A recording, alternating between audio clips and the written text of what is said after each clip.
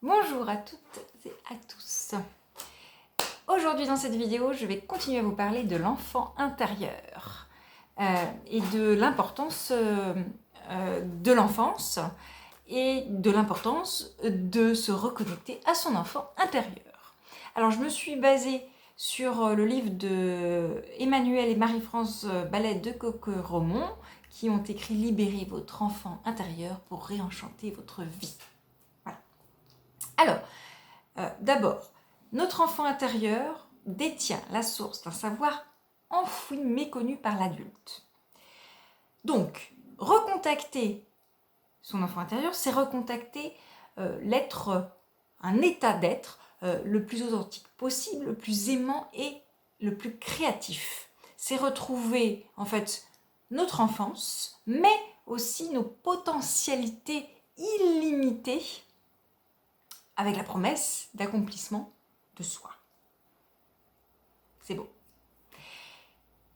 Alors d'abord, à préciser, à ne pas oublier que l'enfant est une personne à part entière. Françoise Dolto le disait. Et à sa manière, l'enfant dispose d'une pleine intelligence des choses. Aujourd'hui, heureusement, ça tend à ce qu'on considère l'enfant complètement comme une personne. La période de l'enfance tient une place primordiale au cœur de l'expérience humaine. C'est pourquoi elle apparaît comme le point de départ de toute envie, de toute démarche qui vise à retrouver du mieux-être et à retrouver sa véritable nature. Malheureusement, la plupart des adultes, enfin beaucoup d'adultes, nient généralement que l'enfant qu'il a été continue d'exister en lui. Face aux blessures maîtresses et à la souffrance, l'enfant n'a pas vraiment d'autre choix que de refouler. De refouler quoi? La majeure partie de ses expériences douloureuses. C'est environ vers 6 ou 7 ans que du coup ce refoulement va s'installer et perdurer. Et un jour, eh bien, l'adulte va peut-être recontacter, faire un premier pas vers son enfant intérieur blessé. Et là commencent donc les premiers contacts avec l'enfant intérieur blessé par différents outils. Et à chaque fois, au départ, et même sur la longueur, mais surtout au début, la personne qui recontacte son enfant intérieur retrouve les situations et les émotions intactes, refoulées depuis très longtemps. Alors, les retrouvailles de l'adulte avec son enfant intérieur, du coup, vont faire naître une profonde nostalgie. Nombreux sont celles et ceux qui, dans un premier temps, ressentent beaucoup de tristesse. En fait, ils revivent la mutilation que leur a infligée la nécessaire adaptation à leur environnement. Pour plaire, en fait, et recevoir de l'amour, l'enfant eh bien, s'est coupé d'une grande partie de ses besoins, de ses rêves, de ses aspirations profondes. C'est-à-dire que pour ne pas perdre l'amour de ses parents, l'enfant est capable de se conformer à ce qu'on attend de lui. Et ce qu'on attend de lui est de subir du coup de nombreuses violences sans se révolter, sans rien dire. Ce qui est violent en fait. Pourtant, l'enfant se sent trahi. À chaque fois qu'on ne le respecte pas en tant que personne. Le résultat de ce conditionnement va être la perte de contact avec leur source, leur moi, enfin leur soi, le soi profond, leur véritable nature en fait.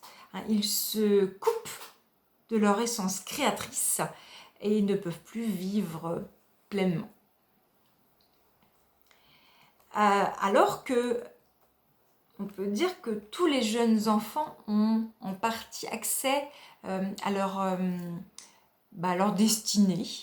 C'est-à-dire qu'ils ont accès à leurs possibilités, leurs potentialités qui s'offrent à eux pour créer une vie unique au service de leur accomplissement.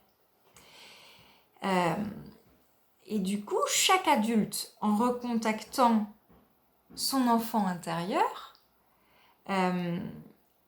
va réactiver le contact privilégié avec ce qu'il y a de plus vrai, de plus authentique, de plus créatif en lui. Mais aussi, il va revivre la douloureuse expérience de l'éloignement du soi. Et là, l'adulte peut mesurer les conséquences de l'absence de contact avec soi, qui laisse à l'âge adulte un sentiment de vide. Du coup, vraiment, c'est important de se confronter au monde affectif de notre enfance.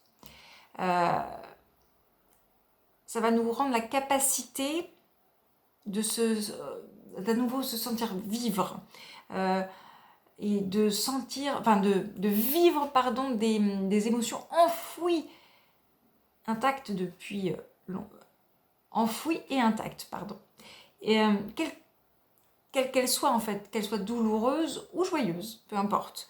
En fait, ça va permettre de libérer notre enfant intérieur en faisant ça. Et notre enfant intérieur, c'est le gardien de notre élan vital et créateur. Alors, il y a deux voies parallèles, on va dire. Comme le dit dans son bouquin Emmanuel et Marie-France Ballet de Coquemoron, pas facile à dire, pardon. D'abord, il faut ôter le refoulement. En fait, il s'agit de prendre parti pour notre enfant intérieur, de reconnaître les torts qu'il a subis, de nous engager à prendre soin de lui et à ne plus jamais l'abandonner.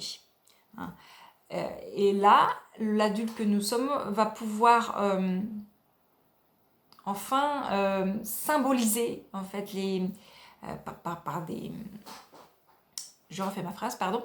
L'adulte que nous sommes va pouvoir symboliser les blessures maîtresses de notre enfance par des mots ou des images, ou les deux.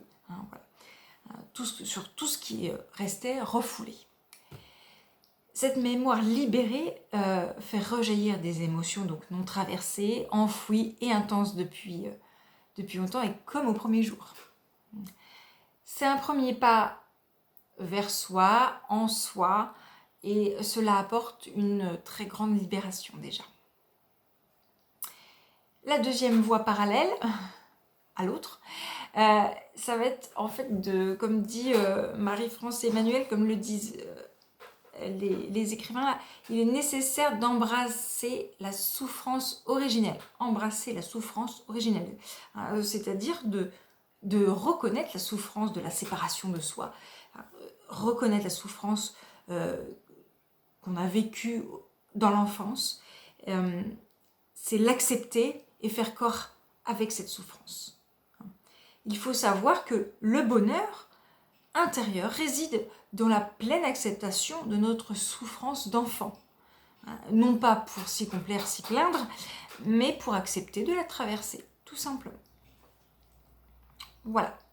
Alors, dernière chose à préciser tout de même, très importante il me semble, c'est que l'enfant intérieur blessé n'est pas une entrave. Il n'est pas la source de tous nos problèmes, de tous nos maux d'adultes. Important. Donc, c'est pour ça qu'il ne faut pas rejeter notre enfant intérieur. Une dernière petite chose pour conclure. L'enfant intérieur veut juste que l'on prenne soin de lui, qu'on soit là pour le rassurer, comme tout autre enfant. Voilà. J'espère que tout est clair pour vous. N'hésitez pas si vous avez des questions à mettre des commentaires.